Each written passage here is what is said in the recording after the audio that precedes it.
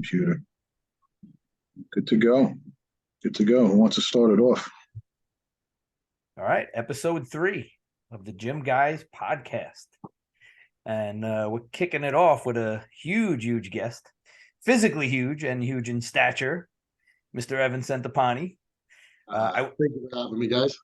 We're happy to have you, and I would think that our audience or the people that follow us would know who you are, so we don't have to run down all of your accomplishments. But if there is anybody listening that doesn't know who you are, you're known as an IFBB pro professional bodybuilder, right? But you're way more than that. But for those listening, Evan is an accomplished pro, won 3 pro shows, competed at the Olympia, at high levels at the Arnold, all that stuff. But above the bodybuilder status, if I had to describe Evan Centopani, I think my Jewish grandmother would call you a mensch, if you know what that means in Yiddish. Or in New York, we'd call you a stand-up guy. It means you're a really good human being. Salt of the earth, straight up guy, and intelligent, and I could go on and on, but you're keep going. Don't stop. Keep going. Yeah, this is good, Eric. I appreciate that. I mean, I've been in the sport now just over 15 years. To give you guys some background, Eric and I, obviously, we worked together in J-Dawg, Jason, and geez, Chris, I've known you a long time too. I guess all 3 of you guys I've known for quite a while. But probably I know Eric the best because we worked the most closely over the years at Animal. But yeah, I've been around for a couple of years, I guess. We traveled the world to a few different places together, man, which is cool. We saw the world together. Yeah. It's very, very romantic. What's your favorite spot that you traveled with Eric? Because I know you guys did at that time. Eric, you weren't in Dubai, were you? No, I didn't get to go to Dubai. It's the one place I didn't get to. That was probably the coolest place I've been with Animal. But geez, I mean, Germany was very cool. Where else did we go together? Went to Australia together. Oh, that's right. We went to Australia. That was cool. To me, that was my favorite. But England.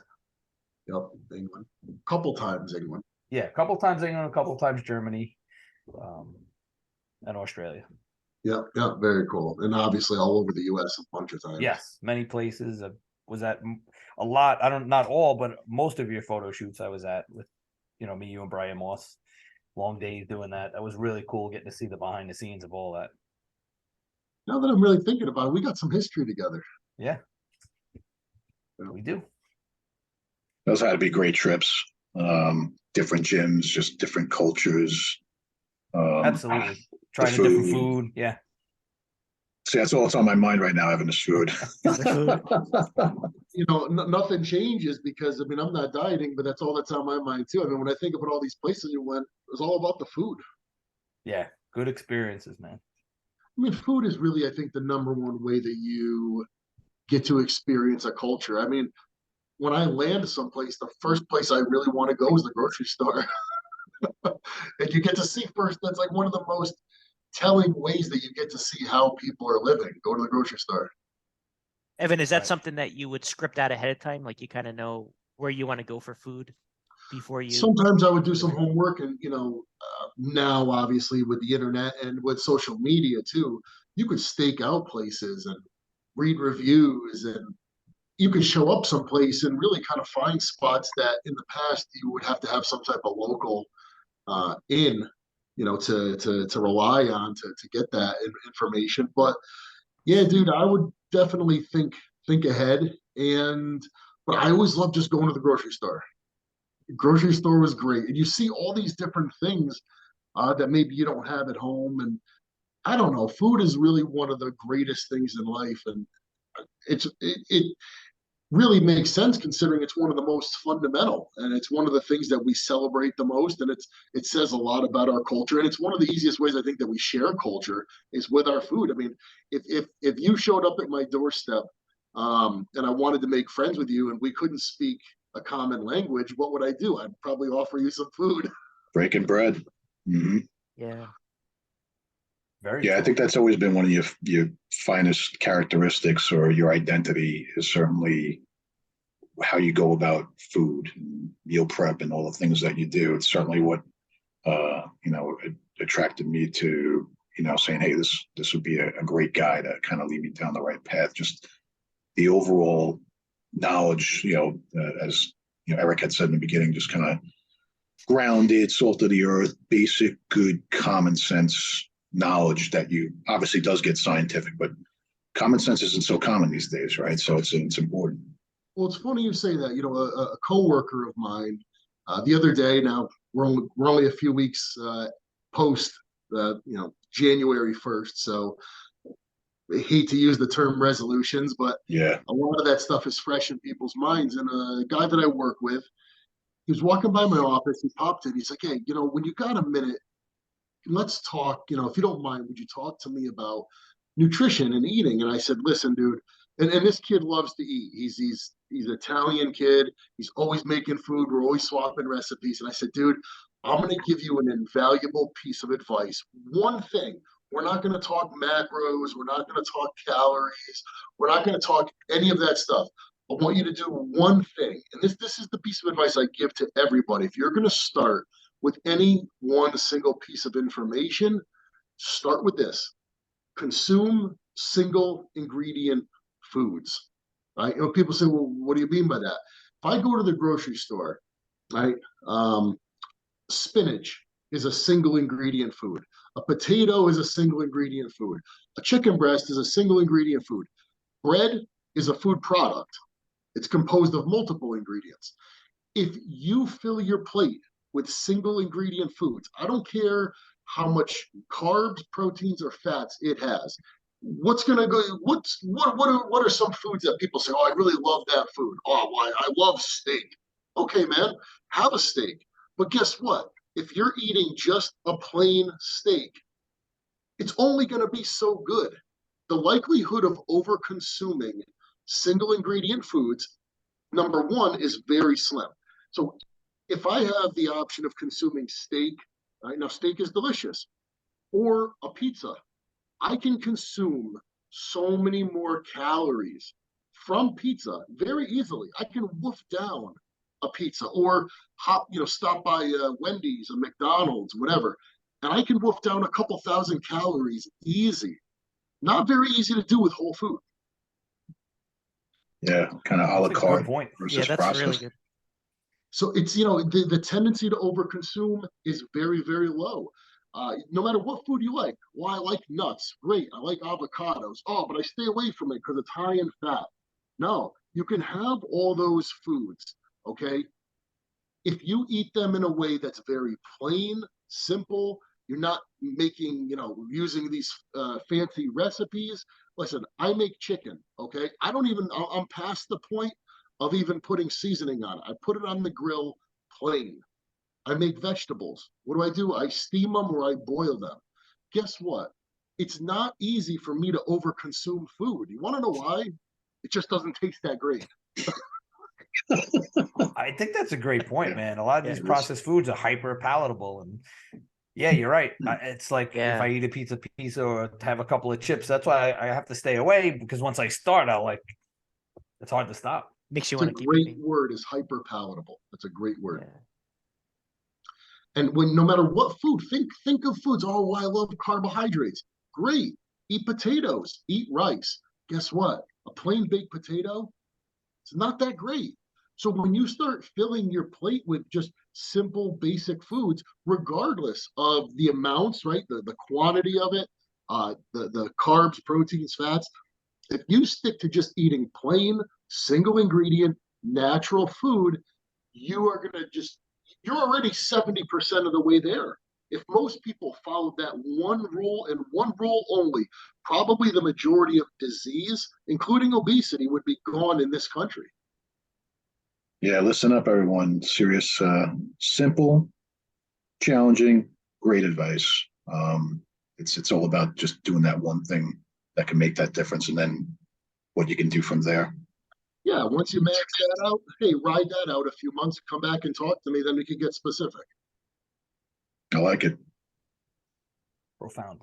Yeah, I love that. It's like you have to adapt to it, because if you're so used to eating processed foods, it's going to be difficult for that person to adapt. So it's like, why spend the time building a diet out when, hey, let's see if you can get to the single ingredient first and get used It's to a it. great, I think it's a great stepping stone for a lot of Yeah. people, because I'm literally saying you can eat whatever you want in whatever quantity you want, so long as the foods you eat are one ingredient.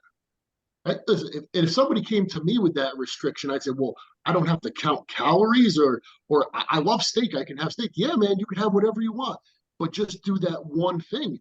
That throws a lot of people for a loop, but that'll get them pretty damn far. Love that. Very true. I'm living it right now with you, and I appreciate it. It's best advice I've gotten so far, and what I'm following. Probably the gut comfort is like the absolute most unbelievable advantage that you just take for granted every day.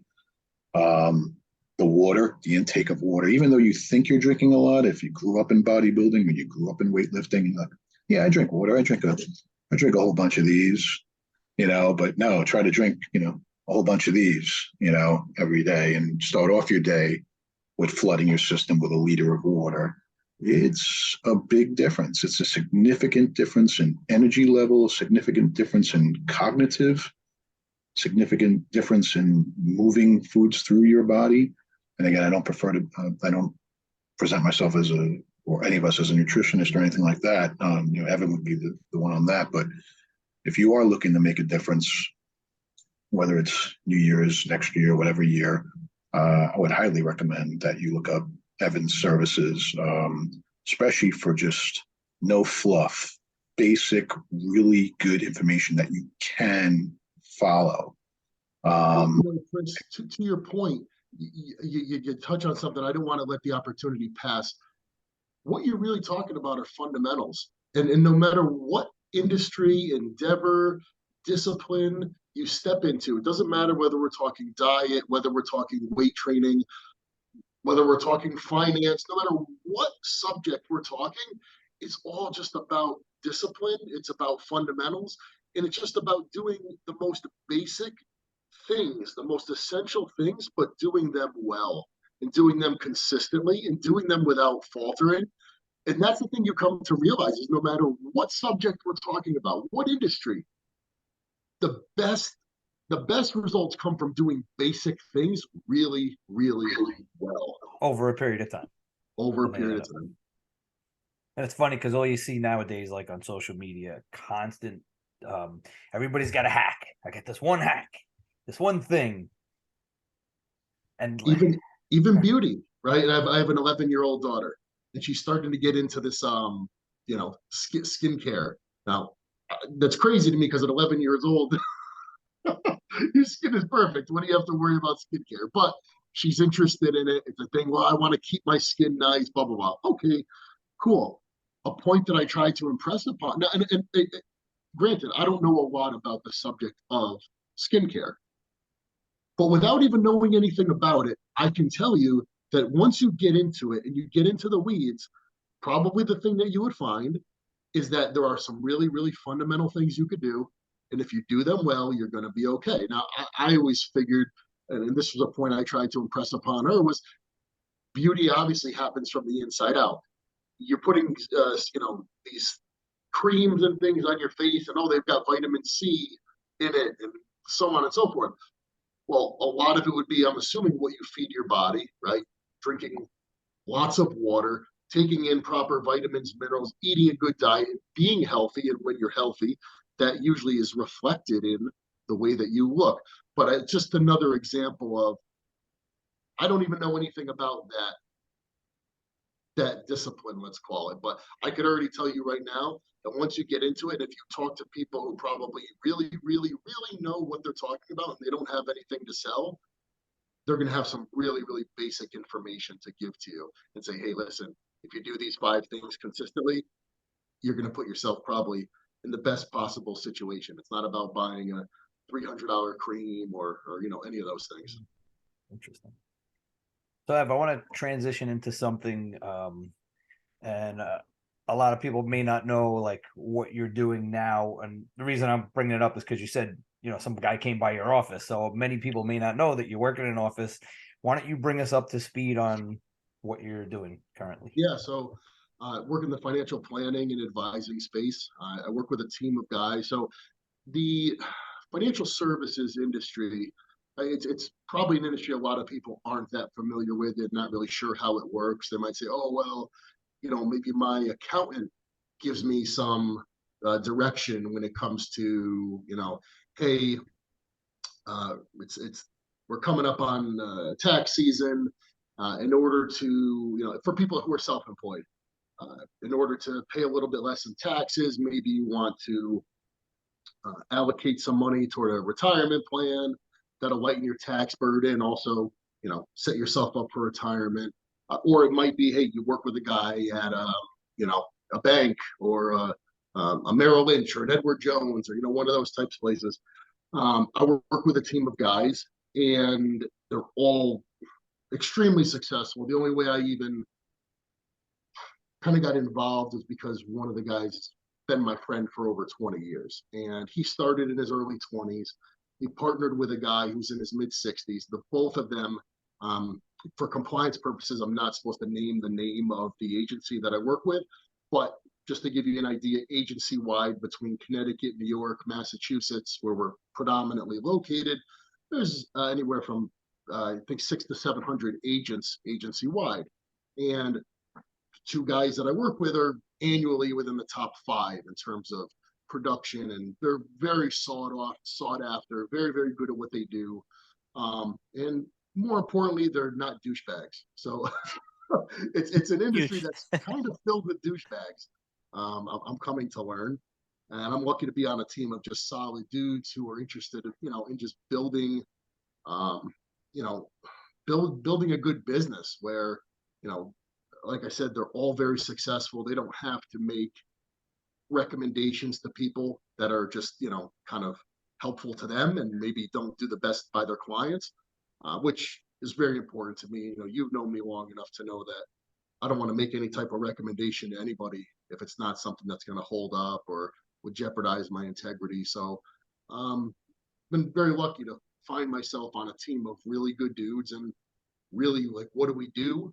It's all just about helping people better their financial situation. So we work with a lot of people who are entrepreneurs, people who own businesses, coming from the industry, kind of just my natural market. A lot of guys who are athletes, influencers, a couple people who own supplement companies, clothing brands, all people who are various forms of entrepreneurs. Believe it or not, a couple of our most successful clients come from OnlyFans. Because it's really essentially people who are making a lot of money, and they're saying, hey, what's the smartest thing to do with this money? Not, hey, let's lob it up into some crypto. Yeah. So FTX, let's go. So it's mostly investments. You do life insurance as well? Right. So kind of just broad scale planning. So the difference between us and maybe somebody else who just does investments or somebody who just does insurance, we really we stress the planning route. So we really look at a person's total situation and say, okay, where you're at, hey, you're somebody who's just starting out. You just bought a house with your fiance. You're putting a lot of money into the house, but you don't have money to allocate maybe, additional funds to put in a brokerage account or something like that. But you know what, dude, you should probably put a life insurance policy in place, because God forbid, if something were to happen to you, would your fiance really be able to hold the fort down, on just her earnings alone? And some of these things, they're very, something like that. I literally just had this conversation a few hours ago. Literally just kind of the scenario that I just gave. Kid has a great job. His fiance has a great job as well, but they just bought their first house.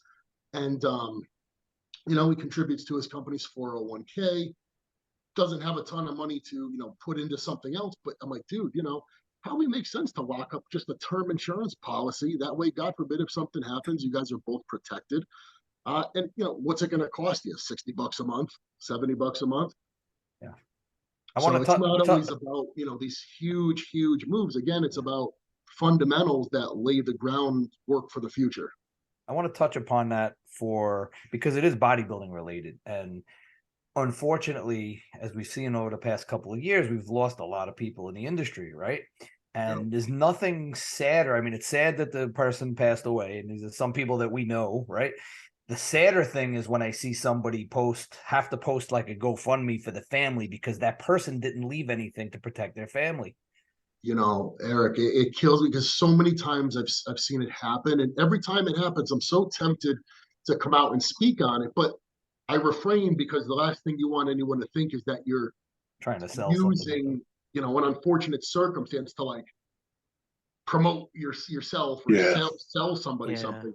So I just end up staying silent on it. But it kills me because it's like, man, you know, so many people don't put in place the most fundamental things to protect themselves, to protect their families. Listen, you're in the bodybuilding industry. Maybe you do certain things to be competitive, right? And maybe some of those things, they're not the best for you. Anything could happen at any time. And you want to know something, to be totally fair, doesn't matter. Even if you're not even a bodybuilder, you could partake. We've seen athletes, okay, from sports who you would think would be in the top shape of anybody in the world. They should be the specimen of health, and they could drop dead. The bottom line is anything could happen to anyone at any time, and to not secure some of the most fundamental, you know, things to be a part of your plan to protect your family, you know what, there's just no good reason for it. And people wait, they put it off. And I've seen it so many times where, you know, hey, maybe you get somebody and they're in their 40s. They say, hey, I should have a life insurance policy. And yes, you should, and you should always try. But the difference between a 25-year-old securing a life insurance policy or a 30-year-old versus a 40-year-old, that 10-year window, believe it or not, a lot of things can happen. Things go on your medical history. An insurance company, you know, an underwriter would look at it and say, well, you know, this happened, that happened. Very rarely would a person be denied coverage altogether, but all those things could affect basically how much you're going to pay. And I tell people all the time, listen, the time to secure something like that is when you don't need it. When you're young, you're healthy, you can secure the stuff for free. And what you're doing is you're guaranteeing your future insurability, and you're locking in at that price. It's one of the smartest things you could do. You know, all the things that we learn in school, all the bullshit that we learn in school, you know, there's some things that they should just really be telling kids, that they could actually use to help themselves. And that's one of them. This would be a good segment, Evan, for you to do, like almost like fundamentals of life, like different things. Finance could be one thing. Like this is really good stuff. It's true. That a lot of people take for granted. Take it for granted. It's all basic stuff. I'm not talking about some convoluted. Before we even work, listen, I use the analogy of heating a house. If I would say, hey, it's freezing in this house, the doors are wide open, the heat is off, what's the first move? Close the doors. Right? Close the doors, close the windows. Yeah. Before you even turn the heat on, before we even start trying to accumulate more heat, let's stop losing, you know, protect ourselves against the loss of heat. It's the same thing with finances, right? It's like everyone's always bent on what can I do to make more money. And that's good because you want to make money. But before we even worry about that, let's worry about protecting. It's always defense first. What are we going to do to protect what we have or to protect our family before we worry about setting the world on fire with, you know, accumulation of assets? And, you know, the bottom line, it's all important. All of it's important. And that's probably the thing I enjoy most about working in this capacity in the planning space is you're taking everything into account. And again, I'm fortunate to work with a company where we have an open architecture platform. So I can utilize products from any company. I'm not, you know, like, I don't have to use certain products. So I can really make recommendations that are most ideal for my client, which is important to me. Listen, after 15 plus years in the bodybuilding industry, it's really becomes about my credibility. That was always really important to me. And I was lucky to, I think, be with a great company, you know, in the form of Animal, who never asked me to jeopardize that. And over time, it became more and more valuable to me. Yeah, no, it's great that It's great the values background. aligned, you know. Very cool. Speaking of Animal and speaking of innovating and creating new ways to do great things for people.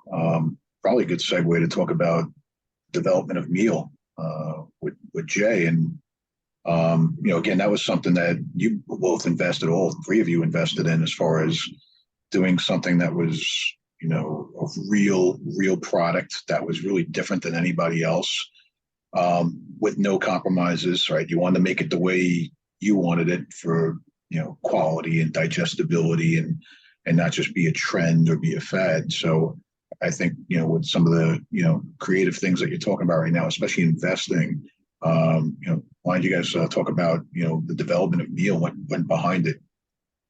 Do you guys remember how the discussion around meal, how it started?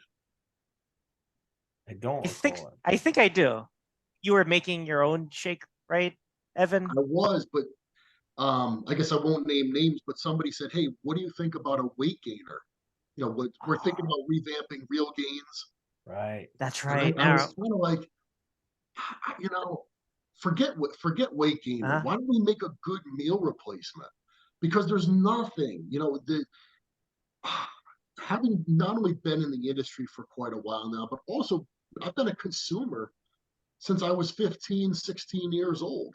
And, starting off with Metrex and Myoplex and all those meal replacements, which at the yeah, time they were a big deal and they were good, yeah. right? They kind of broke new ground.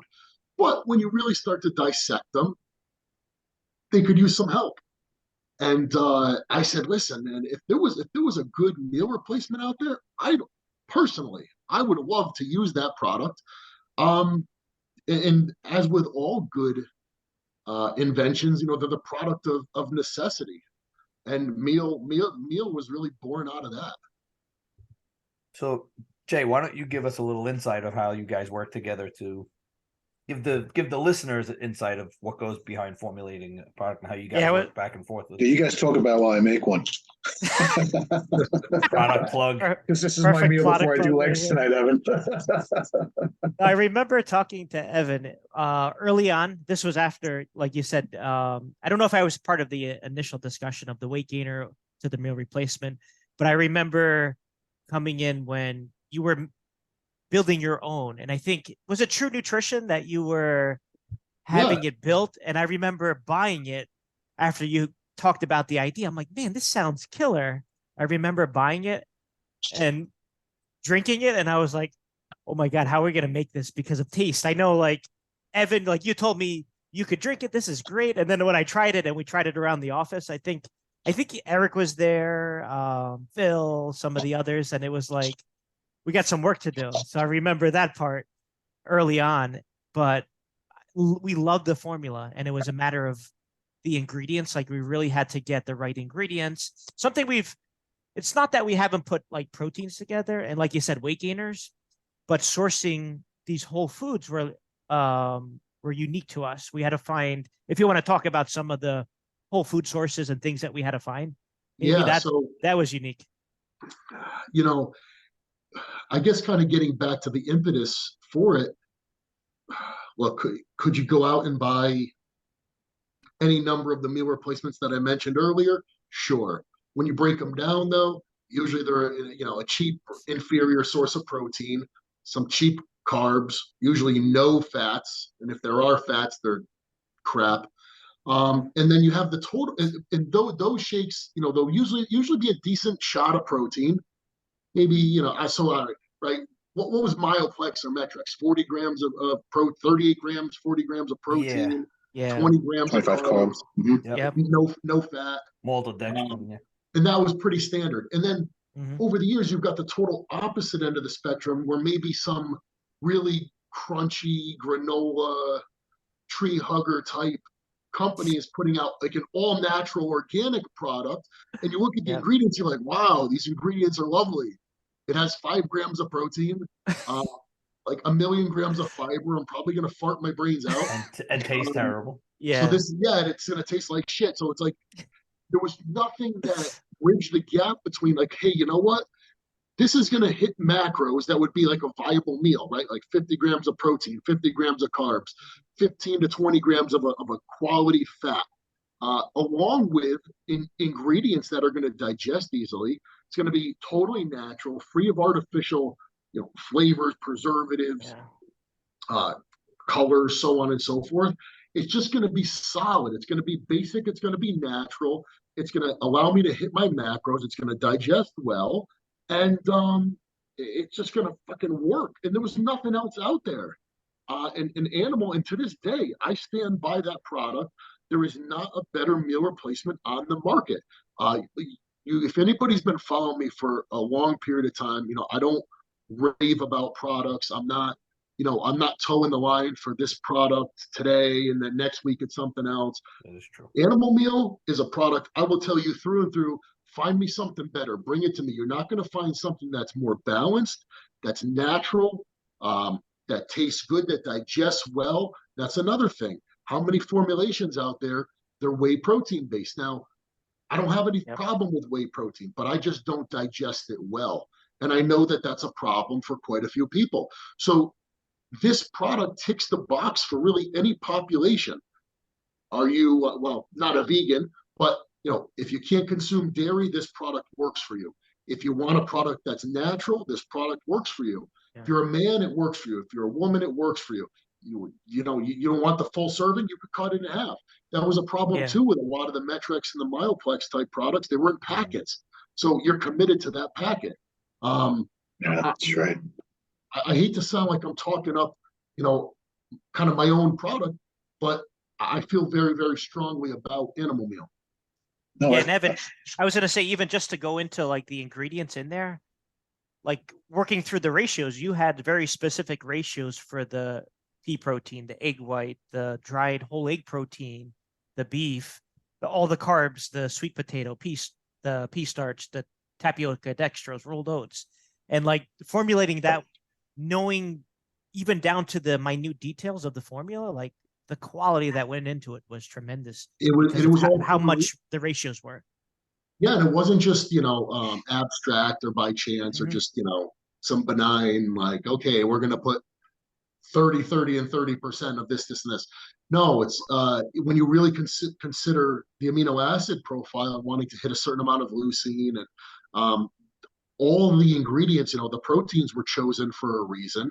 The carbohydrates, and to this day, people will say, well, why did you put dextrose in it? There's a reason for that. Okay, if you have 50 grams of carbohydrates and you're combining it with proteins, fats, guess what? You don't need all 50 grams to be complex. Would you want them to be complex entirely? I necessarily wouldn't, and I'm going to tell you why. Meal is effectively able to be used. There's a lot of utility in this product, a lot of versatility, because someone who's in an off season can use it. I actually just put out a video using meal as the basis of a weight gaining shake, okay, where I add some more carbs and I add some more fats to it. The beauty behind the product is it digests so well. Why is that important? Because when you're in an off season or you're someone who's trying to gain size, okay, you can't be consuming food that hits your stomach and then you can't eat for how many hours. That screws you. That's the nail in the coffin. You need food that digests efficiently, it digests well. I'm not saying stuff that spikes your insulin and then leaves you starving, but stuff where you say, you know what? I had that an hour ago. I'm satisfied, but I could eat again if I have to. And that's exactly what animal meal allows for. It's a product you could use it right before training, have no stomach discomfort, okay, and never have any type of blood sugar crash. I could not have foreseen, okay, all the ways that the product would have ended up working out, and I can't take credit for all that because in the end, it just freaking worked. Yeah, and a lot of it, sometimes the consumer dictates how they use it. Like Evan, I think you told us when you were coming up with this, the goal was to have something around the workout, before the workout. I think you use it as a pre-workout shape, mainly when in the beginning. I don't know if that has changed, but I mean, I love it pre-workout. I just find that's what I'm using it for. I think it's great for that. So how long before your workout would you drink that?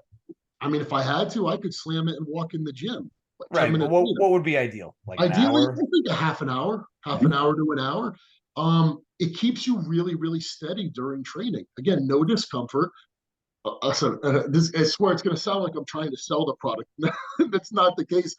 You get really good pumps when you use it pre-training. Again, I don't know why. There's nothing in it, for pump, but maybe it's just the way that the nutrients are assimilated. I don't know. But again, it just works.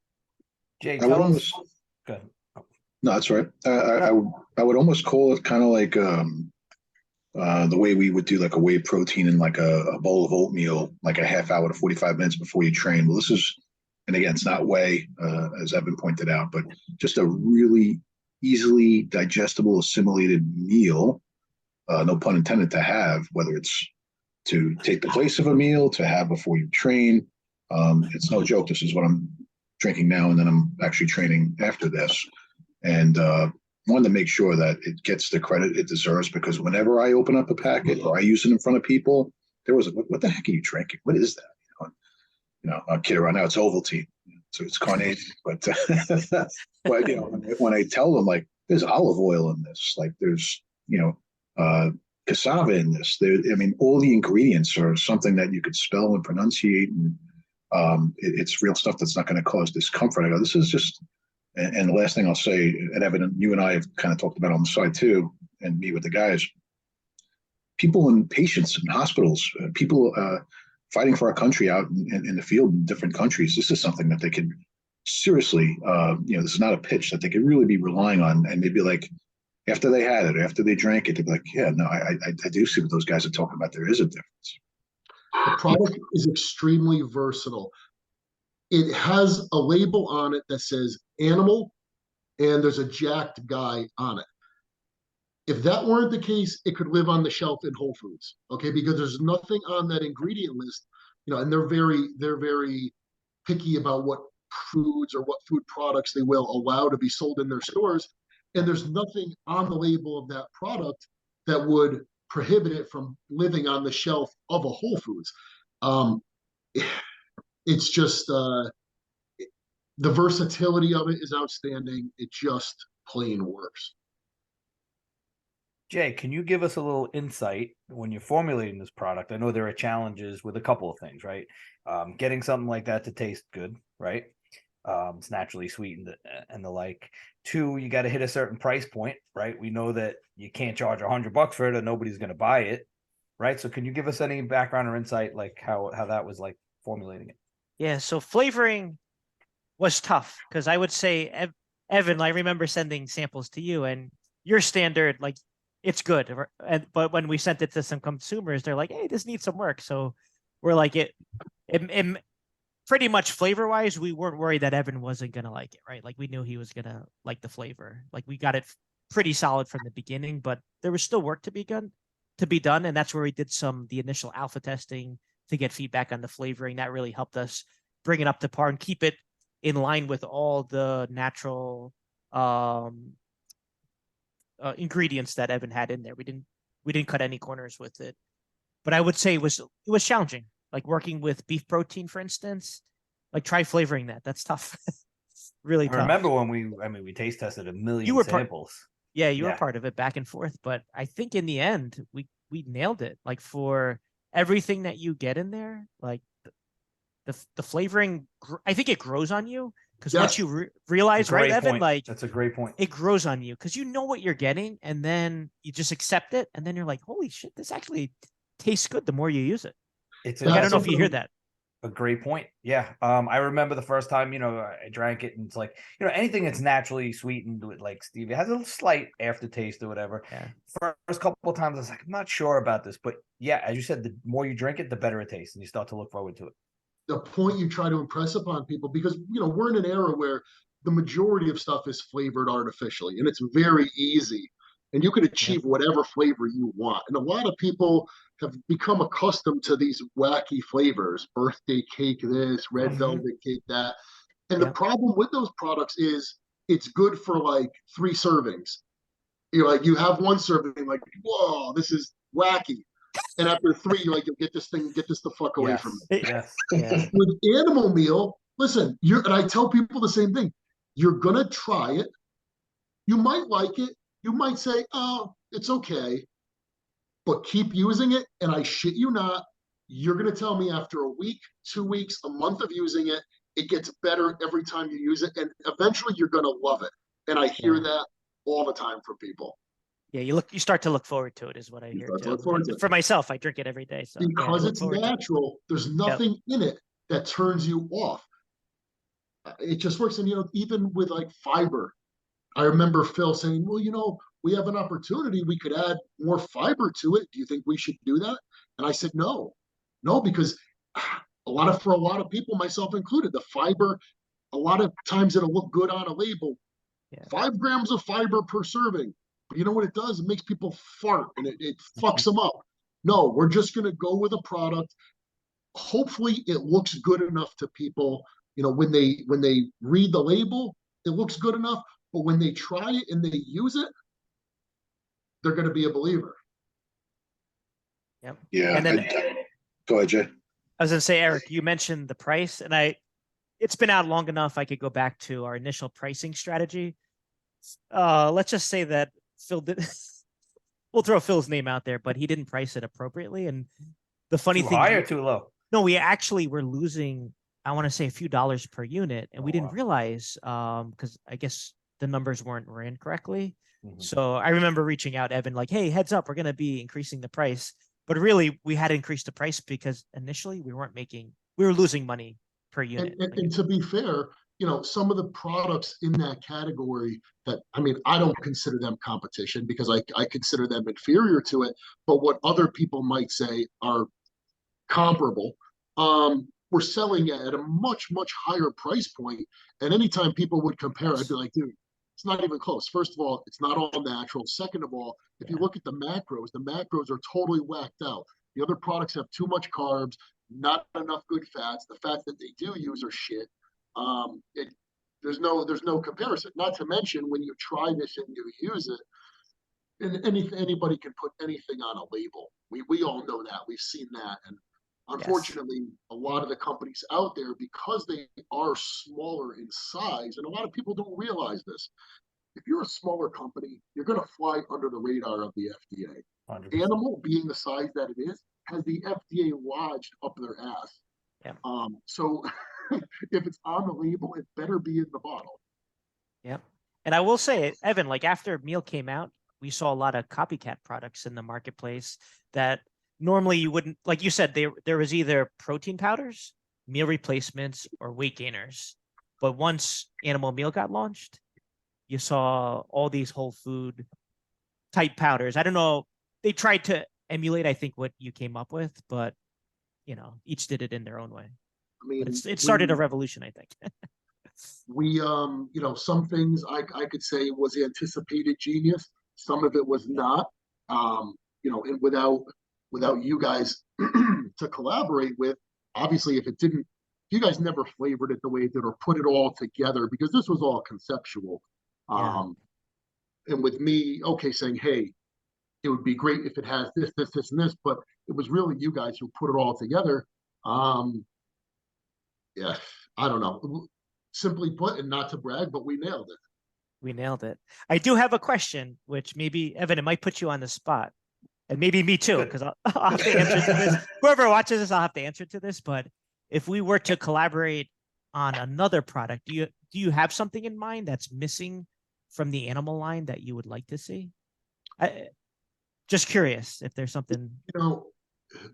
Because I'm hardwired, I guess not to sound like a broken record, I'm all about fundamentals, right? And Animal Meal really resonates with that because it's really almost a food product. Yes, it's used to supplement the diet with, but it's more of a food than I would consider a supplement in the traditional sense.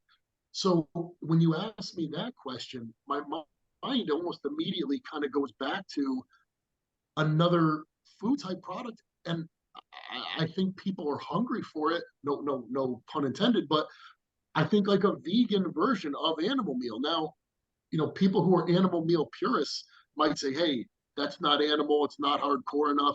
And even with Animal Meal, there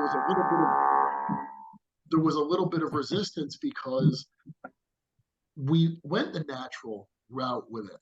And some people said, well, is that going to be perceived as maybe not being hardcore enough? Is this not animal? It's all natural. It's this and that. But man, I don't look at things that way. I look at things, what's good is what's good. If anything, I view animal meal as being even more hardcore because it's produced without all the, let's call it fluff, right? If you need to make your protein powder taste like red velvet cake in order for you to consume it, guess what? Maybe you're not hardcore. So I like that. Why is he pointing at me? Let's call out the industry. I like this, Evan. This is a good, especially Eric. So I'm gonna give you Okay. a weird scenario, and this is more for entertainment purposes, Evan. But since you mentioned it, if somebody put a gun to your head for health purposes for the rest of your life, you had to pick between one or two ways to eat: carnivore or vegan. Which would you pick? Carnivore, and I'll tell you exactly why. I have this not debate, but this struggle in my mind all the time. We all agree, I think, that we are what we eat, right? If you are what you eat, then you are what you eats as well. Okay. Right? Okay. If you're a vegan because you believe in now it depends on what your reason is for being a vegan. Okay. So let's preface it with that. If a person says, just eating an animal, it grosses me out, I'm not into it. Okay, I can't argue with that. Right? There's no that is what it is. But if we're talking for health purposes, if you opt for veganism because you believe it's more healthy, it's healthier. If a cow's diet consists solely of the consumption of grass, the cow essentially becomes an ultra concentrated source of grass. Now, I can't go out and eat grass. I can't digest it. But a cow who has spent how many years grazing on grass, and the grass has now become the cow, I am going to consume the cow, thus consuming an ultra concentrated source of grass. I'm sorry. I think that is infinitely smarter. Meat is infinitely more nutritious.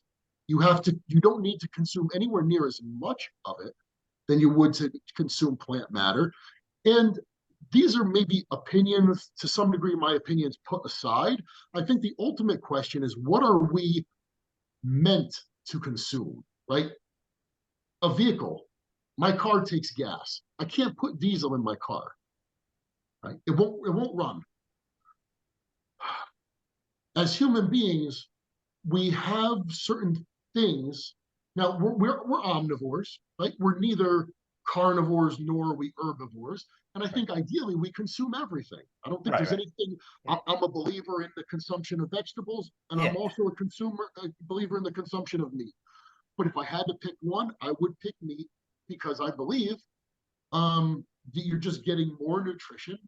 And I think if you are what you eat and you are what you eat, well, then by default, I'm getting a lot of plant matter.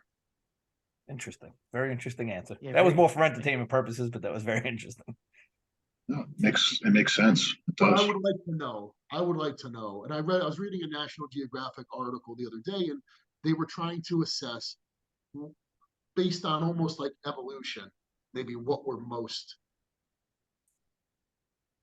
best designed. I don't want to say designed because we've evolved. What do we run best on? Okay, because that removes opinion and feelings from it and says, hey, listen, if we look to certain hunter-gatherer societies, if they're consuming these foods, they live, I don't know, are you ever really going to be able to do a viable study? I don't know. What do you think about, like, they talk about people in the blue zones and they eat a certain way and live a certain life, and they live longer than most people? So school me, what's a blue zone? Certain parts of the world where people live, like, it's normal to live to 100. There's like parts of Asia and stuff like that. Like Well, Japan, I think we would you should say? be looking to what they're doing or what they're so I think we should be looking to what they're doing, right? And what they're eating is part of what they're doing. Right. It's and I part of think, a lot of it is a stress-free lifestyle, that kind of stuff. It's not just the food, but it Right. is interesting. listen, if anybody's having success in any one area of life, we'd be smart to pay attention to what they're doing. Yeah, again, this isn't everything that we're talking about today and just sharing. It's not a pitch or a commercial for a product, but I could tell you just my experience with something like meal that you all worked hard on developing the way you wanted it to be. It's worth trying. Absolutely, give it a shot, and you will see the difference. And I would say probably not only feel the difference. The most common piece of feedback I've ever gotten for someone that I've turned onto it, whether they be a bodybuilder, fitness, mom, dad, anything, busy person just needs to get that meal is, wow, this tastes clean, or this feels clean. That is like by far the most popular one word feedback that I get. And versus all the other products that are out there that might be loaded with some things that you may or may not need. I think we've all tried some of those other ones, and they've got their strong points and they've got some weak points, just like many other products do. But don't take our word for granted. Definitely give it a try yourself. I think you'd be really pleasantly surprised with everything that we're talking about today, and why it is different, and why we're trying to share something that everyone could like really benefit from. And look, I'm an advocate of whole foods. I mean, that's how we almost started the conversation, right? Telling people, hey, eat single ingredient foods.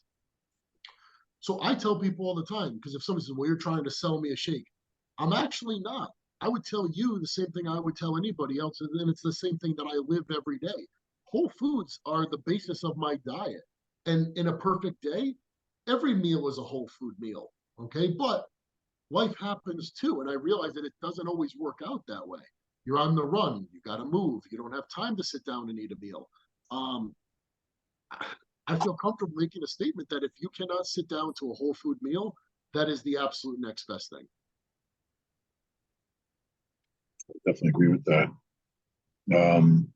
Speaking of which, too, why don't you get into a little bit, Evan, if you got some time, about your video series, especially how you talked about meal recently, which I also share it with a couple of my close friends and relatives in the CrossFit community. And, they love whole foods, all about whole foods and paleo and whatnot.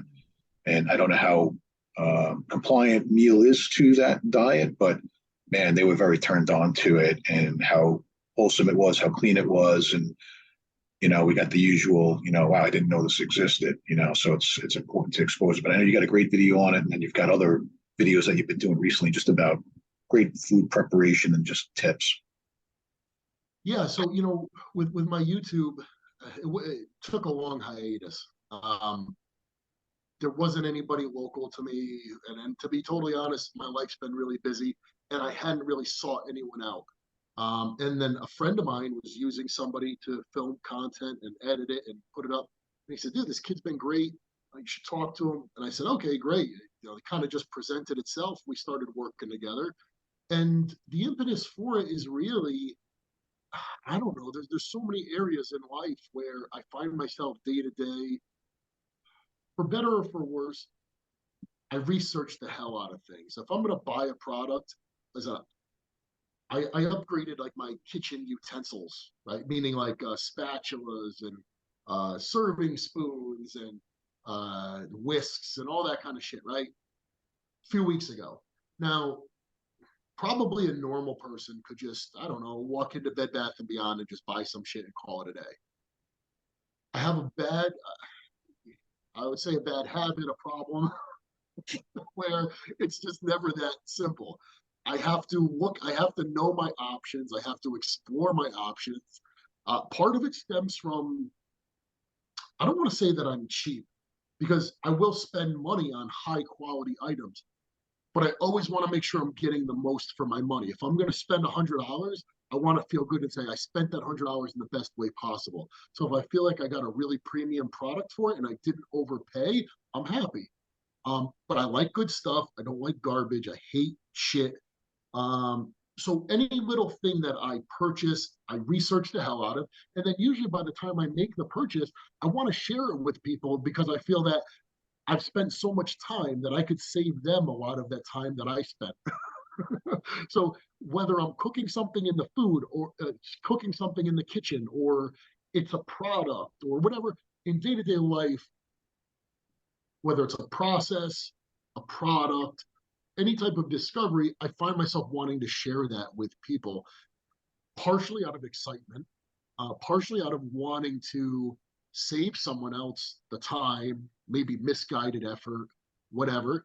And it's just exciting to share things with people. It's like, have you ever been someplace and like something crazy is happening before your eyes?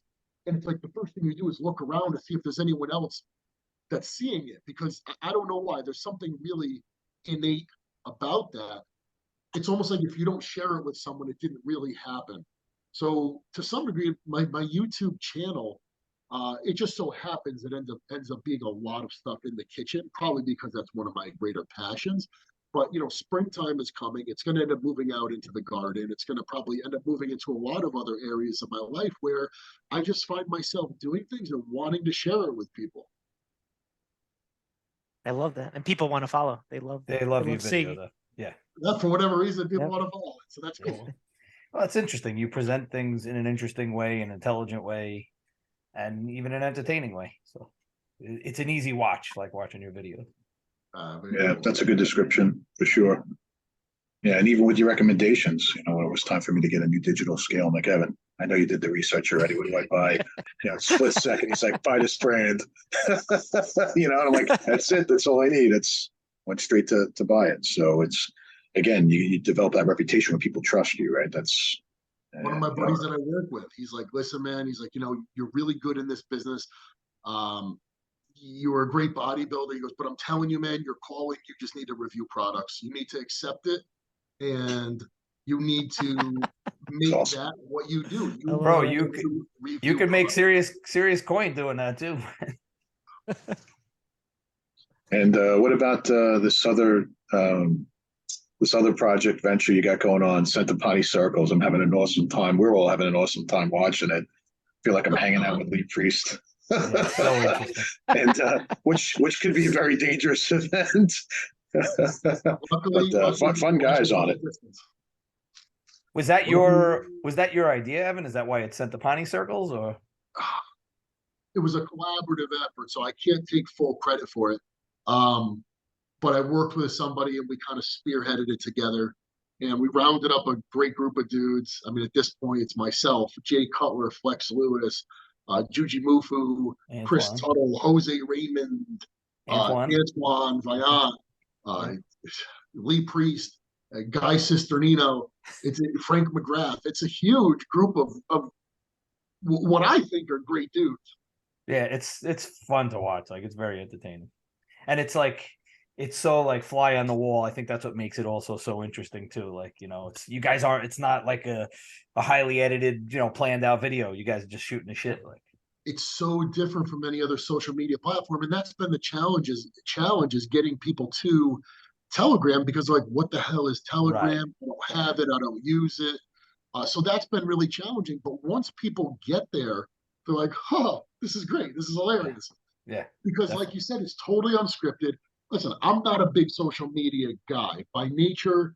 That's not my. It's just not my nature to say, "Hey, look at me, look at me."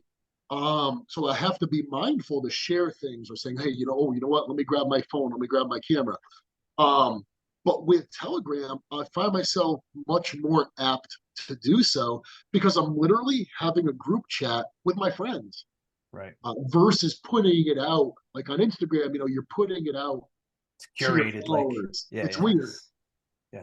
I remember when you launched it, you're like, guess what? Just what everybody needs, a new social media platform called Telegram. And I honestly would not have trusted it if it wasn't yours. I would not have even downloaded it, worried about it crashing my phone and my system. But I got to tell you, we've been definitely enjoying it. And I kind of felt like it was like, if Pump and Iron had something like that back in the day, traveling with all the antics of Mike Katz and Franco and Arnold and just Robbie and Ken Waller and all, like, I feel like that's kind of like what we're getting to see, which is pretty darn cool. It's cool. There's definitely a certain amount of camaraderie and support, but also, it's hilarious. The other day, I don't know what makes this come to mind, but like I guess because I'm trying to communicate the fact that there's like a humanizing aspect of it. So the guys are spent like 24, 36 hours trying to name every possible slang word for a woman's vagina, right? And Oh my we're God. all waiting for Jay Cutler to chime in because just Jay, like you can't really picture him saying anything. Right. You're right. And so we all keep like, goading him into it. Finally he comes on and he's like, I call it a slip. And it's just like ah! He said slip. Like it's just hilarious. I don't know why. It's so stupid, but it's funny. That is great. It's good. So, It's good antics. It's fun to watch. you definitely get to see people in a way that you wouldn't normally see them, and it's hilarious. Sometimes it's informative. But it's unlike anything that anyone else is doing. And we're evolving. We're talking all the time. Okay, how can we improve it? How can we make it more accessible to people? How can we include people as part of it? And it's really kind of tough because there's no blueprint for it because it's kind of new. So we're really just trying to figure it out as we go. Great that it's new and different. World needs that. So I also know that, and I'm not sure if you wanted this advertised, but I also know you do train a few select people. Like I know you're not taking a ton of clients, but you do train some people. And since we happen to have one of your clients here, we need to know, this guy following a plan? What is it like? How is he as a client? How's he doing? Is he bugging you with too many questions? We need to know. The world needs to know. No. This dude, he follows through. It's funny because we initially spoke, I don't know, maybe it was like September or October, and we started the conversation, and then he's like, okay, give me a little bit of time and we'll start. And I'm like, I'm never gonna hear from him again. Sure enough, I did, and this dude is on every week. He checks in. There's progress every week, and you can tell when people are listening to what you tell them to do, and when people don't. And every time this guy checks in, there's new progress, and it's great. It's awesome to work with people who, I don't know how to put it, want to be helped or are willing to put in the work. And again, it's all just about these little incremental basic things. And if you can do them, they pile up and inches turn into feet and feet turn into miles. And all of a sudden you're 10 weeks into it and you look back and you go, holy shit, dude, look how different you look. And when you can experience that with a client, it's extremely, extremely satisfying. Well, thanks to you now, he texts me and Jay's meal pictures all the time. All day long. Constantly. We get his meal tips, but we love it. We love it. No, I appreciate the words. Hopefully it's not just for the screen. But yeah, it's Eric and Jay are highly responsible for me going in your direction for that because yeah, I follow plenty of pros. I follow, dietitians, if you will, people who are, if you want to call them gurus. And I just said, at the end of the day, who do I trust? At the end of the day, who is giving really good, sound, well-rounded info? And I think one of the most important things in choosing somebody or choosing a brand is their character, is what they stand for, and really, compliment right back at you, Evan, because that's, when I tell people about what I'm doing or working with you and how I'm doing it and why I chose. And it's like, hey, yeah, you've been bodybuilding for years, or you've been, you went to school for nutrition. And I'm like, yeah, but I don't, things just weren't changing. I said, I thought I knew I was doing, and sometimes, you kind of fool yourself and you believe in your own BS. And I remember when calling Evan on it back in the fall, I just said, hey, I want to change. Here's my situation. I can get better. And he's like, all right, let's go. And I'm like, it's like Black Friday holiday time. I know I can't. I just know, life will just be too crazy to get started. I want to feel more confident when I can start. And most won't feel that you can start something like that during the holidays. And one thing I would tell everybody, especially under Evan's tutelage, is what a great time to start.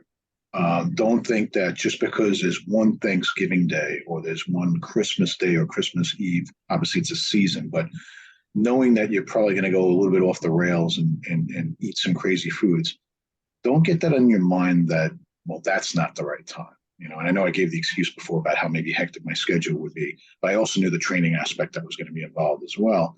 And I just said, you know what, no, we're going to start and, put forth. I know I'm going to have those 2 days, that I'm going to probably go off the rails a little bit, but I'd rather have that 30 or 29-day head start going into January than starting now and maybe even put myself even further behind through what damage I might have done in December. So, to Eric's point, to Jay's point, if anyone is looking for that type of sound, realistic, real deal coaching, I would highly encourage, and not just because Evan's on this show, he deserves and earns it. I would highly recommend it. I've been bragging about it to a lot of my friends, and even they are, maybe noticing differences and whatnot. So I appreciate you. Thanks, man. That means a lot. And something that's funny, today is Martin Luther King Day. And I think it was Martin Luther King who said the time is always right to do what's right. Right? Am I wrong? Or I think you're right. I hope he said it. I know you're right, certainly from my experience. But no, it's true. And listen, the time is never perfect. To Chris's point, though, you do have to be in the right frame of mind to start something. You have to want to do it. If it doesn't feel right, it's probably not a good time. But it's never going to be, the planets align, and I don't know, Mercury's not in retrograde. I just know that from watching girls on Instagram. Mercury's always in retrograde. But the time is always right to do what's right. So you don't have to. I think a lot of times people think they need to move mountains or they need to make drastic changes. And the best changes that take place in life are just these little minute things, and things evolve. And everything ideally is an evolution. Like, even when people say, when did you decide you wanted to be a professional bodybuilder? I don't know, man. I never really decided that. It just, I'm a dude who loves to train. I'm a guy who likes to work out. I was a fat fucking kid who didn't like the way that he looked, and I started running, and I didn't like the way I looked after I lost a lot of weight, and then I started lifting weights, and one thing just kept going to the next, and it evolves. And that's everything we do in life. I think as long as you get up every day and say, hey, can I do something a little bit better today than I did it yesterday? Can I be better? Can I challenge myself a little bit, just to beat what I did yesterday by a freaking hair? If you can do that, dude, you're gonna go someplace. Very, very well said. Yeah, very well said. Small percent better every day, right? That's it. That's it. You know what? Sometimes you should set the bar so fucking low that you say, I have to be a total pussy if I can't do this. So you make it so unbelievably easy. You go, well, of course I could do that. Good, do it. And you start. Yeah, you make it so unbelievably attainable that you have no good reason to not do it. Make your goals that small. And then those things add up. And they add up. Yeah. Very, very true. What else? Should we talk about the price of eggs? This is crazy. Oh my God. Anything else that anyone wants to bring up or talk about? I loved how we recognized how this all kind of came around, especially with Martin Luther King saying, and how meaningful that is. I think this is great. We got to get you back again, Evan, so we could talk about gossip. We could talk about days of me being at Gold's Gym back in the '90s and what I witnessed, and that whole era. And God, some of those pros that are on your Centopani circles, man, I saw them the first times they came into that gym. I was lucky enough to live there for a little bit during that era, so it was pretty wild. And Jay and Eric, I know, got way more stories than I do with all the experiences they've had at shows. We'll have to save that for another episode where we get into maybe. I appreciate you guys having me. It's such an easy conversation because it's just a conversation with friends, and I just appreciate you guys having me on. Thank you. We appreciate your time, man. Absolutely, Evan. Thank you for coming on with us. anytime. Evan, how can anyone get in touch with you with what we talked about today? You know, whether it's you know, a meal or the financial advice or the training. What's the best way? So probably the easiest way is just evan@centopani.com. It's pretty easy, just evan@centopani.com, just my name. So just email me. I'm not terribly difficult to get a hold of. If you DM me, you know, sometimes things could get lost in my requests. I do my best to keep up with it. But email is probably a more surefire way because a lot of kind of spammy stuff ends up in my DM. So email me. Great. Hey, stop sliding into his DMs, Jay. Awesome. Great. And Thank you, Centopani guys. Circles, that's easy to follow too, right? They have to just download Telegram. Circles, you know, if you follow me on Instagram, and again, it's just my name @Evan Centopani. I've got a link tree in my bio. You could get to, you know, it's right to the Telegram channel through that. If you download Telegram and you search Centopani's Circles, I would highly recommend it. It's massively entertaining. You're not going to see anything else like it anywhere else. Yes, even if you follow each of these guys on Instagram, you're not going to see them the same way that you see them on the Telegram channel. So it's massively entertaining. It's definitely worth checking out. I agree. Highly entertaining. I like to call it the Mad Magazine of Muscle. That's a good one. Well, great. Appreciate everyone's time, certainly yours as well, Evan, and hopefully we get to get back on soon and talk about some other topics, but extremely valuable information that you shared with everyone. You know, you're a great friend, great partner. Appreciate you. Thank you, guys. Great episode, guys. Yes, thanks everyone. Thank you all. Thank you, Evan. All right. Okay. I'll talk See to you in the guys next soon. one. See you soon. Bye bye. Later. Take care.